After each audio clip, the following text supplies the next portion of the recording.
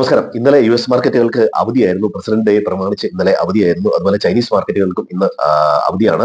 Singapore, Hong Kong മാർക്കറ്റുകൾക്കെല്ലാം ഇന്ന് അവധിയാണ്. Chinese മാർക്കറ്റുകൾ കുറച്ച് ദിവസത്തേക്ക് ലൂണാർ ഹോളിഡേ പ്രമാണിച്ച് അവധിയാണ്. ഇന്ന് യൂറോപ്യൻ മാർക്കറ്റുകളെല്ലാം ഇന്നലെ മിക്സഡ് ആയിട്ടാണ് ക്ലോസ് ചെയ്തത്. ഇന്ത്യൻ മാർക്കറ്റ് ഇന്നലെ ഒരു റിക്കവറി കാണിച്ചിരുന്നു.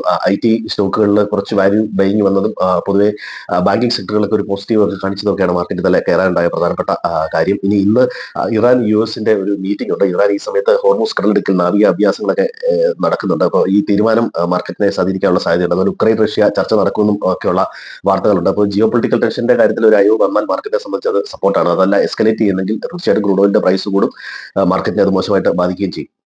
മറ്റൊന്ന്, ഇന്ത്യയിലെ AI റിലേറ്റഡ് വിവിധ രാജ്യങ്ങളിലെ പ്രതിനിധികളും അതുപോലെ ടെക് ഭീമന്മാരുടെ സിഇഒമാരും ഒക്കെ വന്ന് ഉള്ള മീറ്റിംഗ് നടക്കുന്നുണ്ട്. ഇതിനകത്ത് റിലയൻസ് ആന്ത്രോപ്പിക്കുമായിട്ട് ഒരു അലയൻസ് ഉണ്ടാവാനുള്ള സാധ്യത പറയുന്നുണ്ട്. അവര് ഇന്ത്യയിൽ ബാംഗ്ലൂർ ഓഫീസ് തുടങ്ങുന്നു എന്ന തരത്തിലുള്ള വാർത്തകളും വരുന്നുണ്ട്.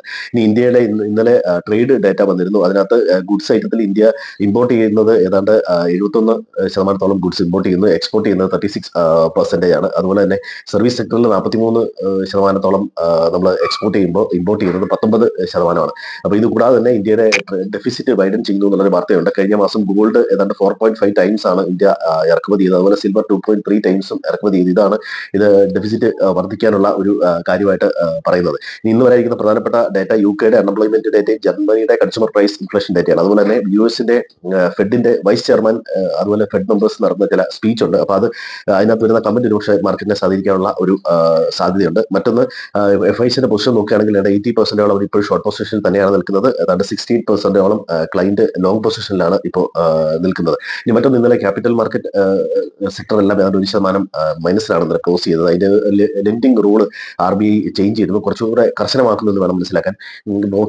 ബ്രോക്കർക്ക് അതുപോലെ പ്രോ ട്രേഡേഴ്സിനൊക്കെ കിട്ടിക്കൊണ്ടിരുന്ന ലോൺ അല്ലെങ്കിൽ അവർ ഇപ്പോൾ 50% FD-യും ബാക്കി കോർപ്പറേറ്റ് സെക്യൂരിറ്റി ഒക്കെ കൊടുത്താണ് അവര് പ്രോ ട്രേഡിനൊക്കെ പണം കണ്ടെത്തിയിരുന്നത്. ഇനിയിപ്പോൾ അത് പറ്റില്ല. ഏതാണ്ട് 100% തന്നെ സെക്യൂരിറ്റി കൊടുക്കണം എന്ന തരത്തിലുള്ള രീതിയിൽ ഇത് ചേഞ്ച് ചെയ്തു. അപ്പൊ ഇതേ തുടർന്ന് ഇന്നലെ ക്യാപിറ്റൽ മാർക്കറ്റ് സെക്ടറുകളെല്ലാം മൈനസിലാണ് വന്നിരിക്കുന്നത്. ഇതൊരു പക്ഷേ ബാങ്കിങ് മേഖലയ്ക്ക് ഇത് പോസിറ്റീവാണ്. അവർക്ക് ഡെപ്പോസിറ്റ് റേറ്റ് കൂടുതൽ ഇത് കാരണമാകും. ചെറിയ എമൗണ്ടിന് ചെറിയ പലിശയ്ക്ക് കൂടുതൽ ഡെപ്പോസിറ്റ് കിട്ടുന്നതുകൊണ്ട് അവർക്ക് കൂടുതൽ ലിക്വിഡിറ്റി ഉണ്ടാവാനുള്ള ഒരു സാധ്യതയുണ്ട്.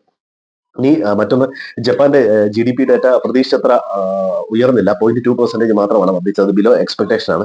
ഇന്ത്യയുടെ ഹോൾസെയിൽ ഇൻഫ്ലേഷൻ വന്നത് 1.8% ആണ്. ഇതൊരു കംഫർട്ടബിൾ ലെവലിൽ നിൽക്കുന്നു എന്നാണ് ഡാറ്റ സൂചിപ്പിക്കുന്നത്. മാർക്കറ്റിനെ സംബന്ധിച്ചിടത്തോളം ഒരു 25,850 മുകളിൽ ഒരു ക്ലോസിംഗ് വളരെ അത്യാവശ്യമാണ്. അങ്ങനെയാണെങ്കിൽ മാത്രമേ നമുക്ക് കുറച്ചുകൂടെ അപ്സൈഡ് പ്രതീക്ഷിക്കാൻ പറ്റുള്ളൂ. റിസൾട്ട് സീസൺ ഓൾമോസ്റ്റ് കഴിഞ്ഞിരിക്കുകയാണ്. സ്റ്റോക്ക് സ്പെസിഫിക് ആയിട്ട് നീങ്ങുക. അപ്പോൾ എല്ലാവർക്കും നല്ലൊരു ട്രേഡിംഗ് ദിനം ആശംസിക്കുന്നു. Thank you.